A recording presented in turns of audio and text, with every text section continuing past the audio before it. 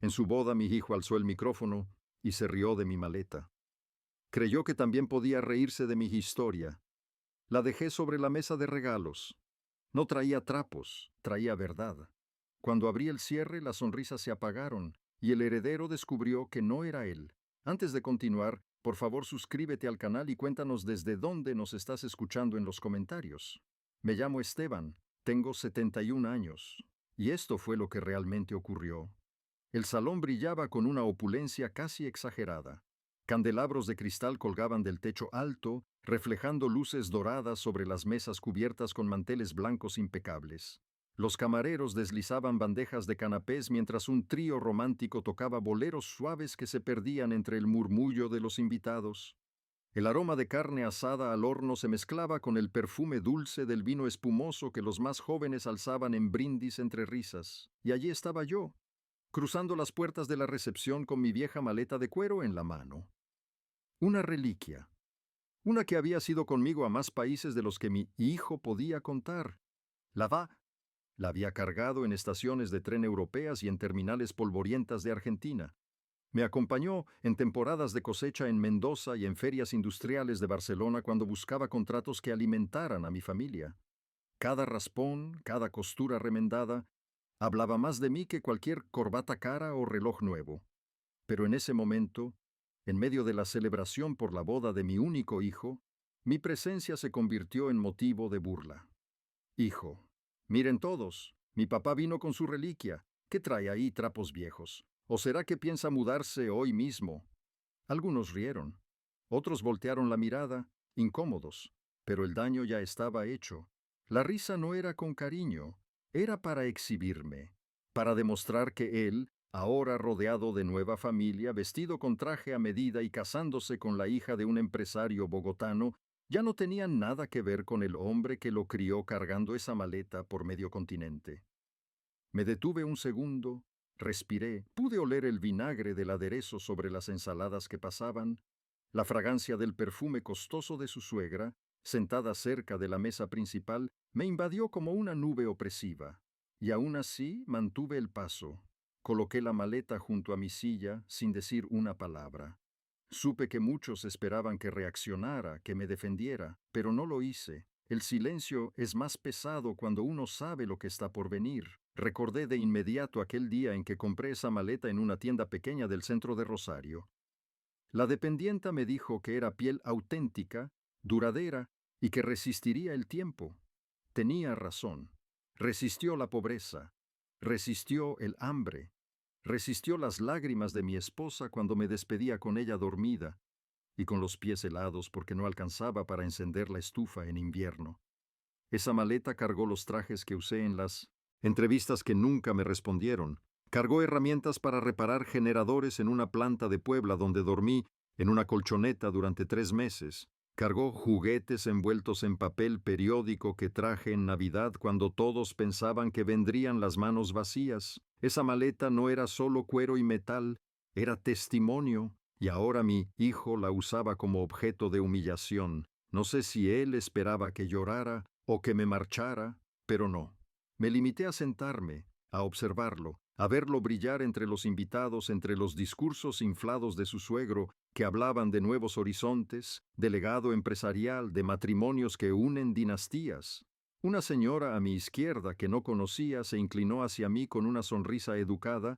Señora, muy bonita su maleta, se nota que tiene historia. Yo asentí. Eso era suficiente, no necesitaba explicar.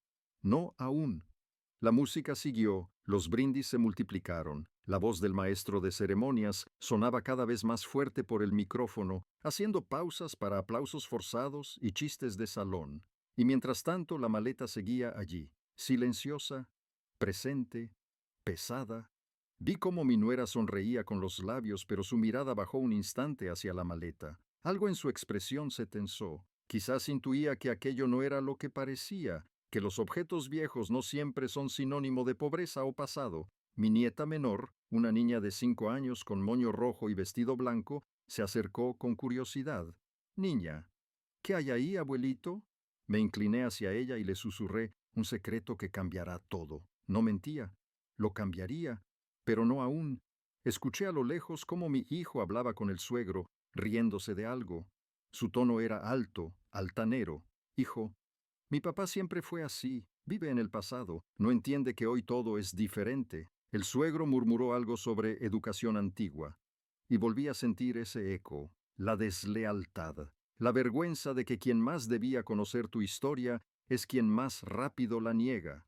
Me serví una copa de vino y observé a los demás. Algunos me miraban con lástima, otros con indiferencia, pero unos pocos, esos pocos que también eran mayores, que también tenían arrugas que contaban batallas, me observaban con una mezcla de respeto y expectativa, como si supieran que el silencio que estaba cultivando germinaría pronto. El trío comenzó a tocar una versión lenta de Contigo aprendí, y la melodía flotó como un suspiro largo sobre las mesas. El momento era perfecto. Aún así, no me levanté. No aún. La paciencia es un arma que los jóvenes no saben manejar, y en eso yo tenía ventaja. Recordé el acta notarial firmada en la Notaría Primera de Bogotá, la que llevaba dentro de esa maleta, con sello, con número de expediente, y con un contenido que haría que mi hijo, el mismo que ahora bailaba como si el mundo le perteneciera, se arrepintiera de cada palabra dicha al micrófono. Un camarero joven se acercó a mi mesa. Camarero. ¿Le gustaría algo más, señor? Le respondí con una sonrisa. Solo necesito que traigan el pastel pronto. Después de eso me gustaría tomar la palabra un momento. Él asintió, y me senté de nuevo, apoyando la mano sobre la maleta. El cuero, aunque gastado, seguía firme bajo mis dedos. El pastel, se llegó. Una torre de varios pisos, decorado con flores blancas de azúcar. El público aplaudió. Las cámaras de los teléfonos se alzaron. El maestro de ceremonias pidió silencio para las palabras del novio. Mi hijo tomó el micrófono de nuevo, habló de amor, de compromiso, de gratitud, pero nunca mencionó a su madre, ni a mí, y fue allí cuando me puse de pie. Pero no dije nada aún, me dirigí hacia la maleta. La levanté con ambas manos, caminé hasta el centro del salón. Todos me miraban ahora. El trío había dejado de tocar. El silencio se instaló como un susurro colectivo que se niega a respirar. Coloqué la maleta sobre la mesa donde estaban los regalos. No la abrí, no aún, solo la toqué, solo dejé que todos la vieran. Esta maleta ha viajado más que cualquiera en esta sala, ha cargado hambre, esperanza y fe, y esta noche no carga trapos, carga verdad. Las miradas se cruzaron. El murmullo regresó, pero no dije más, di media vuelta. Volví a mi asiento, la dejé allí, como un reloj de arena esperando su última vuelta, porque lo que hay adentro aún no debe salir, pero saldrá.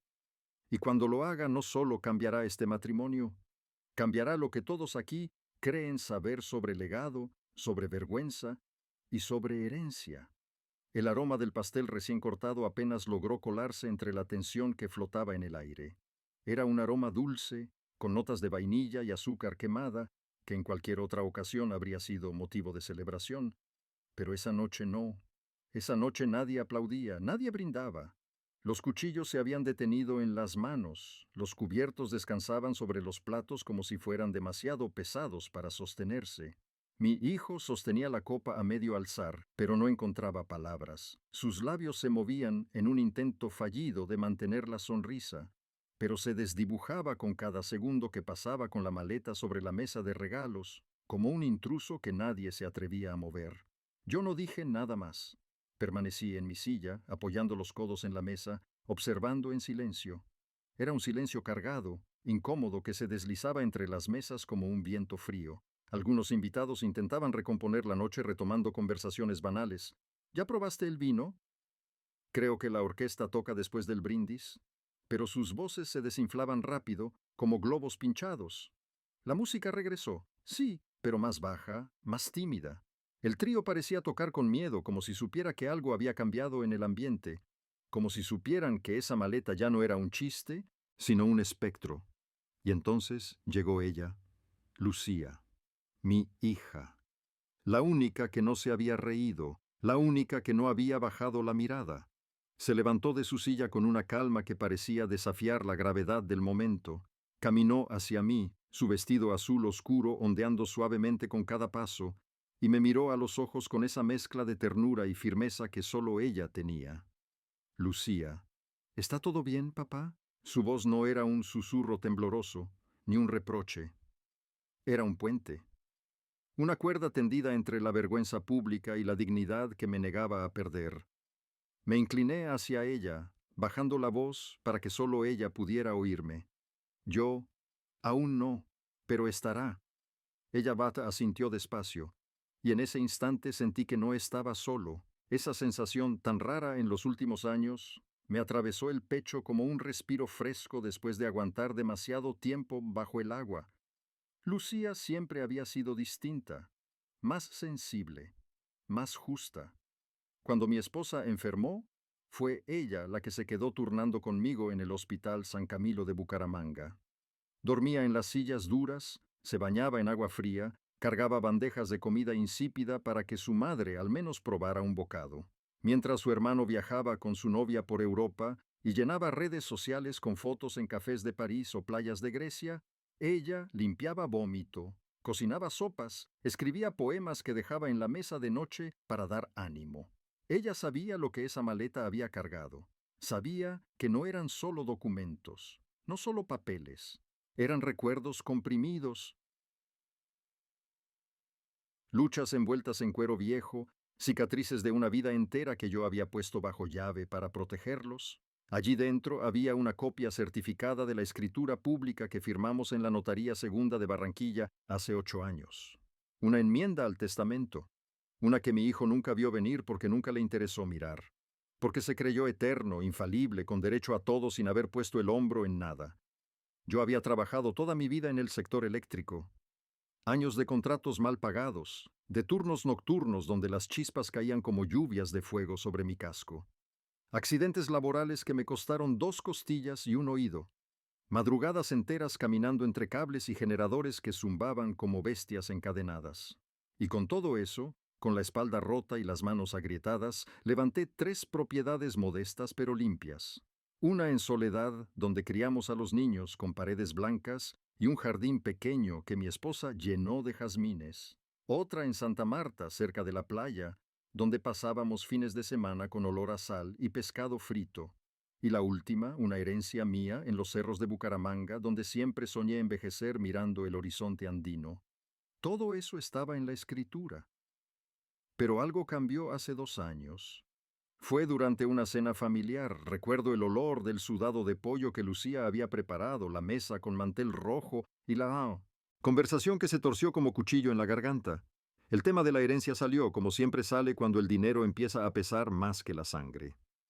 Hijo, de eso se encargará la ley, pero lo justo es que tú nos dejes lo de siempre a mí y lo demás, bueno, Lucía no tiene hijos. Esa frase fue una estocada, no solo por la codicia, sino por el desprecio implícito hacia su hermana, como si tener hijos fuera un billete de entrada a la riqueza, como si cuidar a sus padres no tuviera peso, como si el amor y el sacrificio no valieran nada en comparación con su título de hombre de familia. Esa noche, cuando todos se marcharon, me quedé en silencio en la sala oscura. El reloj marcaba las 11:30, y decidí cambiarlo todo. Fui a la notaría, firmé, sellé, testifiqué, dejé constancia de cada decisión y guardé esa escritura en la maleta. Y esa noche de la boda, era el momento de que todos lo supieran, pero antes necesitaba observarlo una última vez. Quería ver con mis propios ojos qué tan lejos había llegado, qué tan profundamente había olvidado sus raíces. Durante el vals con su madre política lo vi inclinarse hacia su suegro, su sonrisa ensayada brillando bajo las luces doradas. Hijo, no se preocupe, don Joaquín. Mi papá no tiene nada en orden. Esos papeles son recuerdos, el viejo solo quiere atención. Don Joaquín asintió, pero no parecía tan seguro. Lo vi observarme de reojo más de una vez, con esa mezcla de desconfianza y curiosidad, y entonces sucedió algo que ni yo esperaba. Lucía se levantó. Sus manos temblaban un poco, pero sus pasos eran firmes. Lucía, papá, creo que es hora.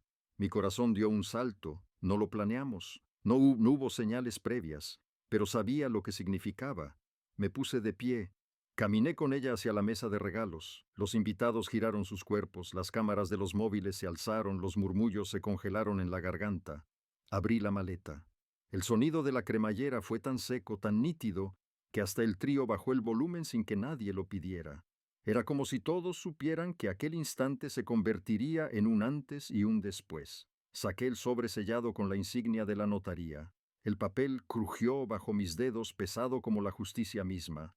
Lo coloqué sobre la mesa, delante de todos, y entonces, sin necesidad de alzar la voz, dije: yo, para quienes creen que esta maleta guarda trapos, les informo que aquí está el nuevo destino de todo lo que construí en esta vida, y que lo justo a veces no es lo que se espera. Un murmullo recorrió la sala como un relámpago. Vi a mi hijo avanzar hacia mí, ya sin sonrisa, con la mandíbula apretada. Hijo, ¿qué estás haciendo? ¿Qué circo es este? Yo lo miré con calma. Yo, el que tú comenzaste cuando pensaste que la memoria es una carga y no un legado. Él intentó arrebatar el sobre, pero Lucía lo tomó antes, firme como nunca la había visto. Lucía, yo lo leo, en voz alta, para todos, y así lo hizo. Desplegó el documento con manos seguras. Su voz, clara y vibrante, llenó el salón, punto por punto, cláusula por cláusula. Los testigos se acercaron. Algunos invitados sacaron gafas para leer por encima de su hombro. El silencio ya no era incómodo, era denso, pesado, se podía cortar con cuchillo. Ella leyó: Lucía. En pleno uso de mis facultades, y en virtud de los años de cuidado, dedicación y presencia, otorgo la propiedad de las siguientes casas, vehículos y cuentas bancarias a nombre de mi hija Lucía González. Quedando sin efecto cualquier testamento previo, mi hijo dio un paso atrás. El rostro pálido, sus labios secos, balbuceando sin voz. Su esposa lo miraba incrédula, como si recién hubiera descubierto a un extraño. Don Joaquín frunció el ceño, su bigote temblando de rabia contenida.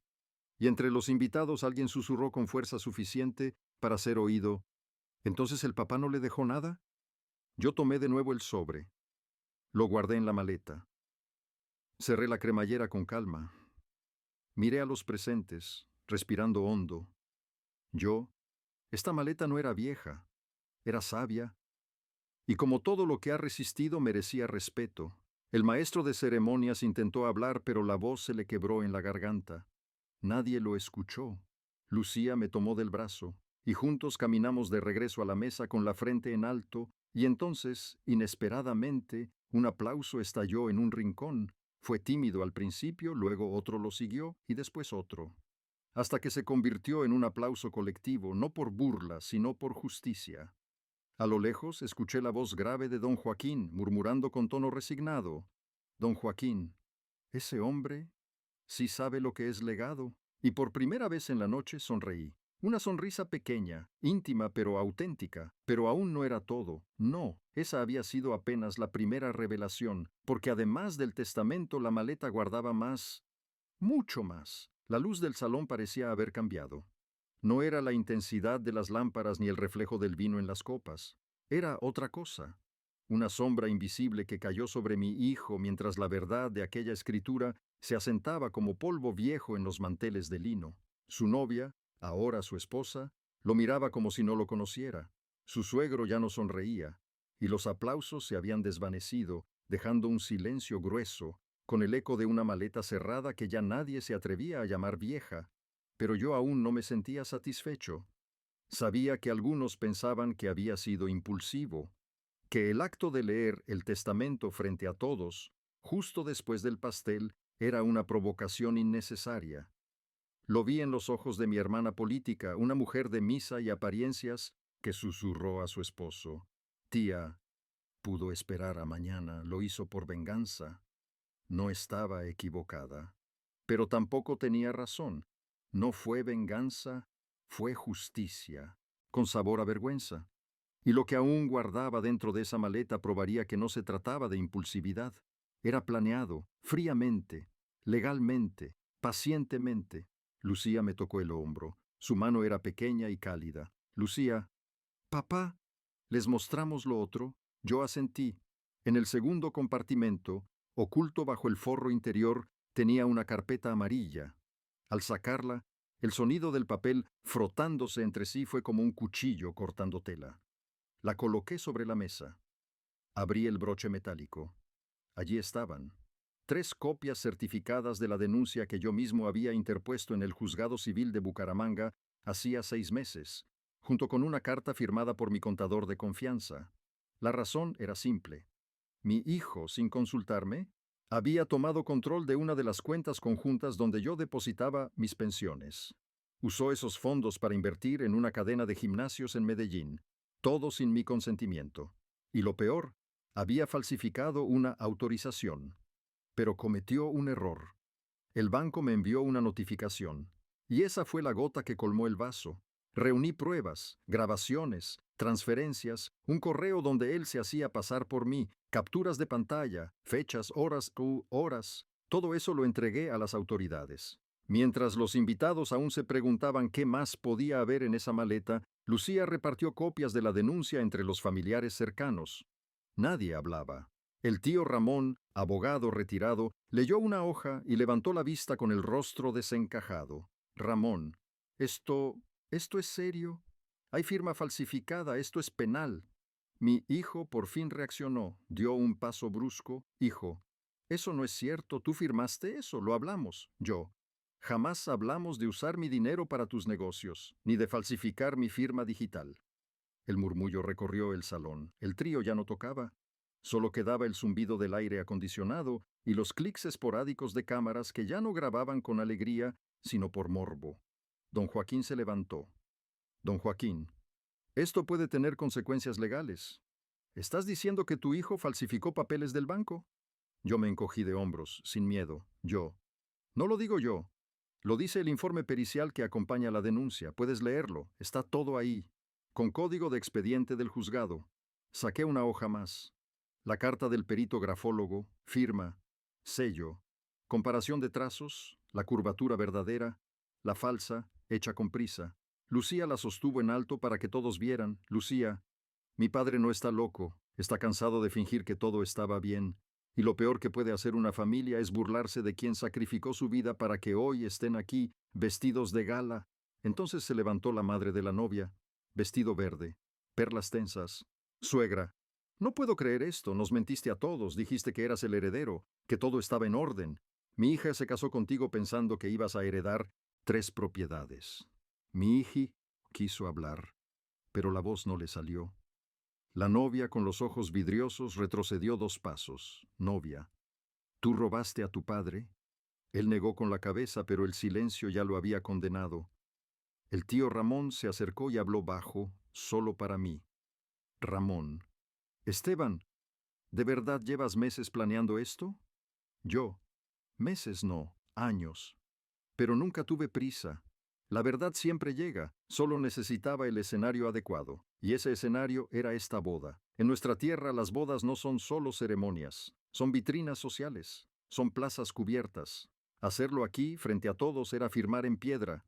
Irreversible. Me acerqué a mi hijo, estaba de pie, pero parecía más pequeño. Yo, ¿recuerdas la última vez que cargaste esta maleta? Tenías 8 años. Llorabas porque no quería dejarte solo. Dijiste, papá, ¿por qué tienes que irte otra vez? Hijo, yo... Era solo dinero. Pensé que era un préstamo. Yo... Un préstamo se pide, no se falsifica. Bajó la mirada. Su esposa ya no estaba a su lado. Los invitados comenzaron a salir. Poco a poco, en silencio. Algunos me daban una palmada leve en el hombro. Otros evitaban mi mirada, no importaba. Mi mensaje ya había sido entregado. La herida que él abrió al burlarse de mi maleta había regresado como un boomerang cargado de papeles sellados y verdades impresas en tinta negra. Lucía cerró la carpeta. Me la entregó. Lucía, ¿y ahora? Yo. Ahora empieza el verdadero silencio. El eco me atravesó. Verdadero silencio. Ese que no es ausencia de ruido. Es una sala que aprende a escuchar. Miré alrededor.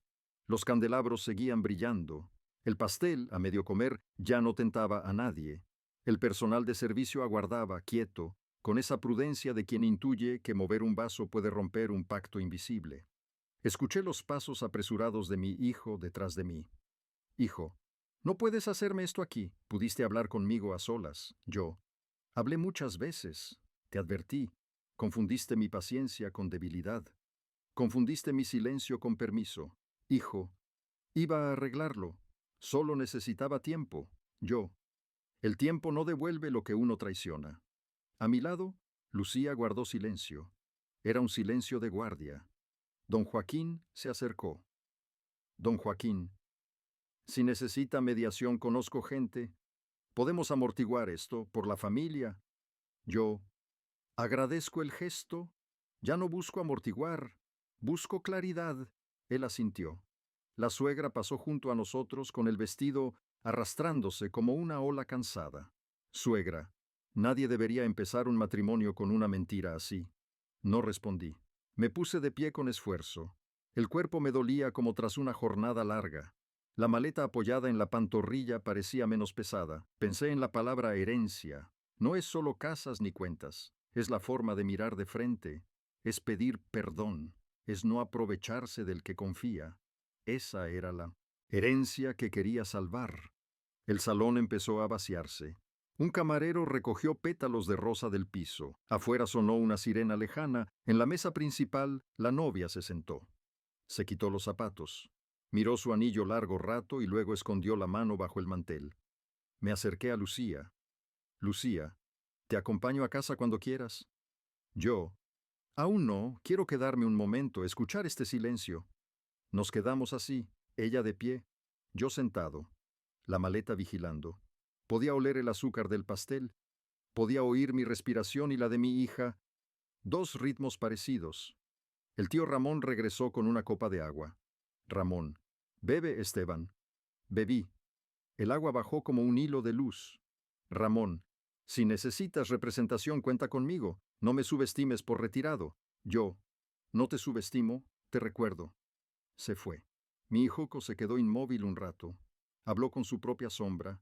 Luego se acercó a la novia. Intentó tomarle la mano. Ella la retiró con suavidad. No hubo gritos. Solo un gesto definitivo. Pensé en las primeras herramientas que compré para el oficio, en todo lo que enderecé con ellas y en lo que no pude enderezar. Hay cables que se tuercen por dentro, por orgullo, por miedo, por ambición, y un día se recalientan. Salta la chispa. Esta noche fue esa chispa. Deslicé la carpeta al compartimento secreto. Cerré.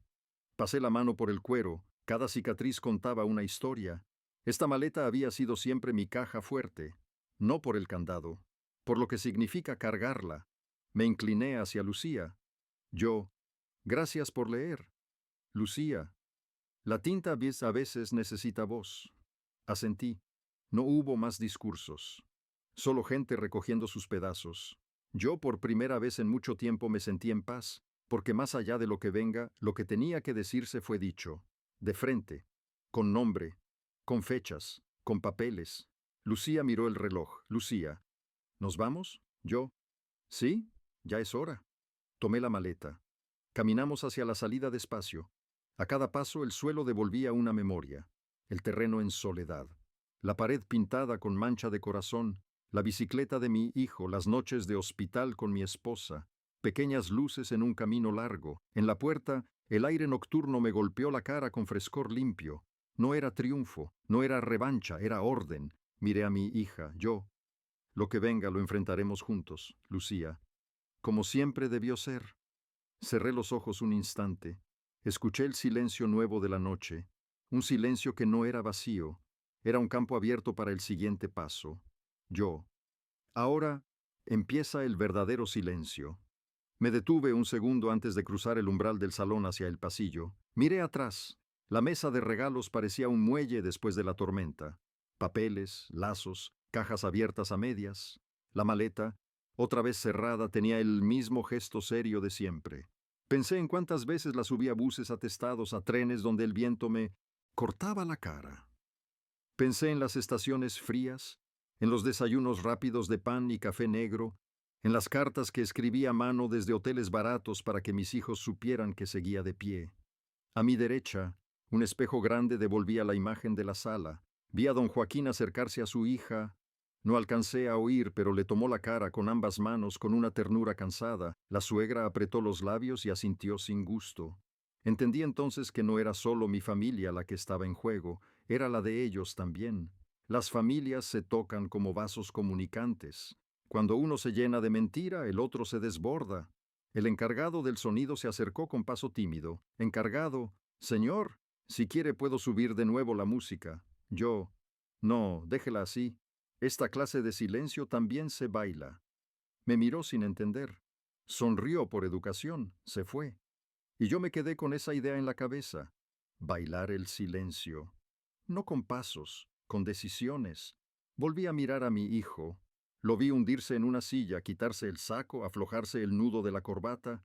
Pensé que era la primera vez en años que lo veía sin esa armadura de seguridad.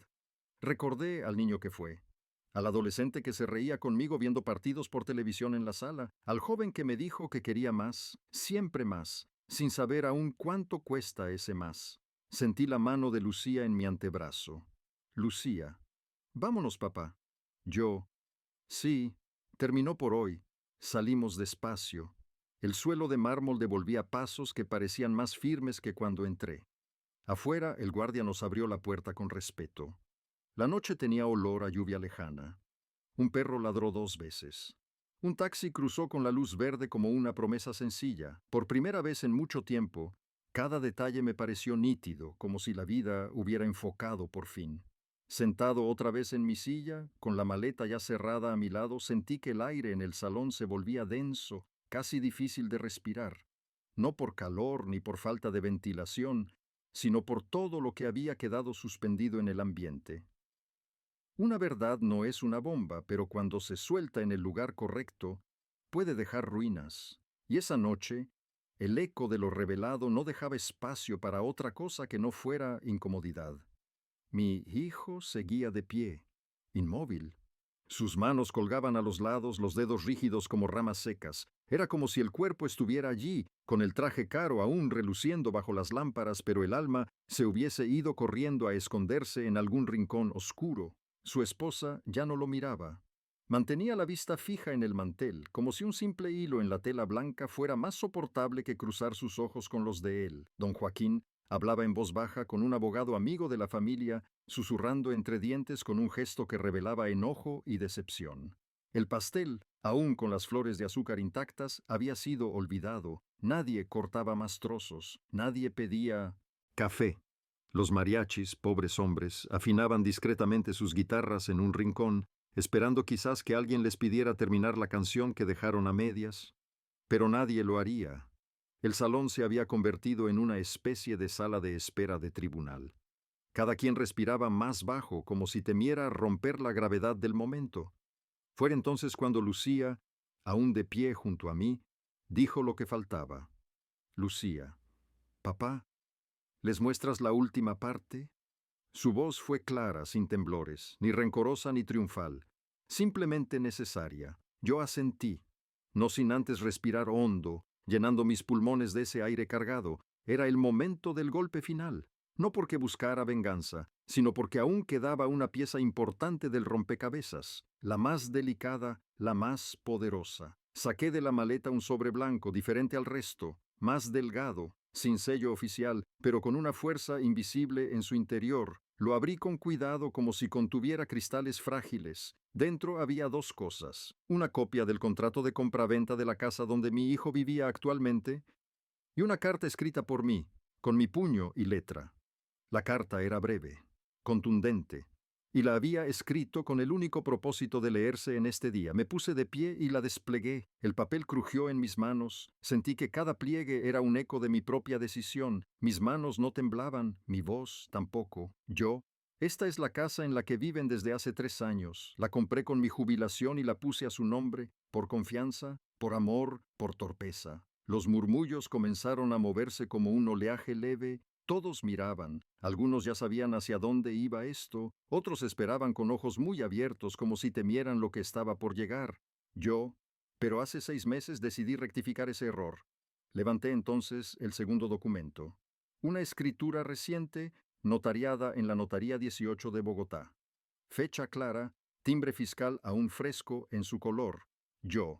Este documento revoca la donación y transfiere la propiedad de regreso a mí. El golpe fue inmediato. Mi hijo se estremeció como si le hubieran quitado el suelo bajo los pies. Hijo, ¿qué? Eso no es legal. Esa casa es mía. Mi esposa y yo la remodelamos. Tú mismo dijiste que era nuestro regalo de bodas. Y tú dijiste que mi maleta era una reliquia ridícula. que mis años no valían nada, que el pasado debía quedarse enterrado. Extendí el documento hacia él. Yo, aquí está la revocación, con cita en el registro de la propiedad y firma del notario titular. Legalmente la casa ya no te pertenece. Puedes revisarlo con tus abogados. El golpe fue seco, más fuerte que todo lo anterior, porque ya no hablábamos de futuro ni de legados. Hablábamos de presente, de su techo, de su lugar en el mundo. Lucía dio un paso adelante. Lucía, ¿y no estás desalojado aún? Pero el contrato que está en esa carpeta, establece que si vuelves a tocar un peso de papá sin permiso, o si intentas demandarlo, tendrás 30 días para dejar la propiedad. Una cláusula clara, firmada, estampada, inapelable. La madre de su esposa jadeó, llevándose una mano al pecho. Suegra, nos mentiste a todos, no tenías nada seguro. Yo tenía mi maleta y mi dignidad, y eso fue más que suficiente. Don Joaquín dio un paso adelante. Su mirada era dura, pero sus ojos tenían un destello de reconocimiento. Miró a su hija, luego a su yerno, y finalmente me extendió la mano. Don Joaquín. Señor Esteban, si me permite, le pido disculpas. Nadie debería ser deshonrado por su propio hijo en un día como este. Le estreché la mano, no por cortesía, por respeto, y fue como sellar una verdad compartida. Y entonces, como si el universo tuviera sentido del espectáculo, uno de los invitados encendió sin querer el proyector del salón. En la pantalla, una imagen quedó congelada. Mi hijo, con el micrófono en la mano, riéndose mientras señalaba mi maleta minutos antes de todo, como un espejo cruel, como una profecía grabada en imagen. Nadie dijo nada. La imagen hablaba por sí sola. Era un retrato exacto de la soberbia antes de la caída. Yo me volví hacia él, mi hijo, y por primera vez en toda la noche le hablé como lo hacía cuando era niño. Yo, hijo, no te quité nada. Solo te devolví la vergüenza que tú me entregaste envuelta en burlas. Y eso fue todo. No había más que añadir. Las palabras sobraban. Cerré la maleta una vez más. El clic del cierre metálico sonó como un punto final. La levanté con ambas manos. Su peso ya no dolía. Ahora tenía otro sentido, otro valor. Era la voz que nunca se calla. Lucía me acompañó hacia la salida. Nadie nos detuvo, nadie aplaudió, nadie se atrevió a hablar, solo la puerta abriéndose lentamente mientras el aire de la noche entraba al salón como una bocanada de justicia. Pero mientras caminábamos hacia el taxi que nos esperaba afuera, Lucía me preguntó, con la voz baja pero firme: Lucía, ¿y ahora qué hacemos, papá? Yo sonreí, sin mirar atrás. Ahora dejamos que el silencio trabaje, porque aún faltaba una cosa más, que ni mi hijo, ni los invitados, ni su flamante suegro habían visto venir. Una confesión, una verdad que no estaba en papeles, sino en una grabación. Y esa grabación estaba también dentro de la maleta. El aire frío de la noche de Bogotá me golpeó el rostro cuando crucé la puerta del salón. Afuera, las luces de la ciudad titilaban como estrellas caídas, y el sonido lejano de un bus nocturno rompía el silencio que nos seguía como una sombra. Lucía caminaba a mi lado sujetando la maleta con ambas manos. No la dejamos en el taxi, no todavía. Sabíamos que aún quedaba la última carta, la más pequeña, pero la más precisa. Es hora de terminar esto, hija. Subimos al taxi. El conductor nos miró por el retrovisor, curioso, pero no dijo nada. Le di la dirección de mi departamento en Chapinero Alto. Durante el trayecto no hablamos. Solo escuchábamos el rumor de la ciudad, los claxones que rebotaban en los edificios y el golpeteo de la lluvia leve en el parabrisas. Cada sonido parecía marcar el ritmo de una verdad que ya no se podía ocultar. En mi mente, los recuerdos caían como fichas de dominó. Viajes largos con la maleta, noches de hambre, la voz de mi esposa enferma y luego la burla de mi hijo ante todos. Todo se alineaba, pieza tras pieza, hacia este desenlace. Al llegar, entramos. El edificio estaba en silencio. El ascensor subió despacio con ese chirrido metálico que siempre me recordaba la fragilidad de las cosas. El departamento olía a café frío y a papeles viejos. Abrí la ventana del balcón. El aire nocturno se coló como un soplo de claridad. Encendí la luz tenue de la sala, coloqué la maleta sobre la mesa y la abrí por última vez. Dentro, envuelto en un pañuelo blanco, estaba mi viejo grabador digital, un aparato barato, comprado en una tienda de electrónica de la carrera séptima, gris con botones gastados y pantalla rayada. Ese grabador había sido mi testigo silencioso durante meses. No me traicionaba, no opinaba, solo guardaba. Allí estaba todo, las llamadas donde mi hijo me pedía contraseñas, los audios donde admitía haber usado mi dinero para sus inversiones, e incluso aquella reunión en la que sin darse cuenta me insultó frente a su socio, llamándome un obstáculo del pasado. Con calma conecté el grabador al portátil. El clic del cable USB fue un latido. Lucía se sentó a mi lado, el rostro tenso, la respiración agitada. Los archivos aparecieron en la pantalla, con fechas y horas. El más importante tenía como nombre Boda Prueba. Un audio de apenas 5 minutos, grabado esa misma tarde antes de que llegara la ceremonia. Lo seleccioné. Lo reproducimos. En él se escuchaba la voz de mi hijo, clara, sin máscaras. Hijo, en la grabación. No se preocupe, don Joaquín, mi viejo no tiene nada. Todo lo mío ya está a mi nombre, y si se atreve a decir algo, tengo un plan para declararlo incapaz. Nadie le va a creer. Las palabras retumbaron en la sala como martillazos. Lucía cerró los ojos al escucharlo. La rabia le subió a la garganta. Se llevó una mano a la boca para contener un grito. Yo solo apreté los puños. Sentí mis venas tensarse. Esto es lo que lo hundirá del todo. No los papeles, no las escrituras, porque esto es su voz. Al día siguiente, a primera hora, llevé el grabador y una copia certificada del audio a la fiscalía local. El cielo estaba gris, Bogotá amanecía con neblina, y yo caminaba con la maleta en la mano como si llevara un testamento del mundo entero. Me atendió un fiscal joven, de corbata mal ajustada pero con mirada despierta. Revisó el expediente, los papeles de la denuncia, previa y mi testimonio. Tomó notas rápidas. Me pidió firmar un acta. Lo hice. Fiscal, señor Esteban, con esto no solo se formaliza su denuncia. Esto se convierte en prueba de intento de fraude patrimonial y falsedad en documento privado. Su hijo enfrentará un proceso. Asentí en silencio. No era un triunfo. Era un final necesario.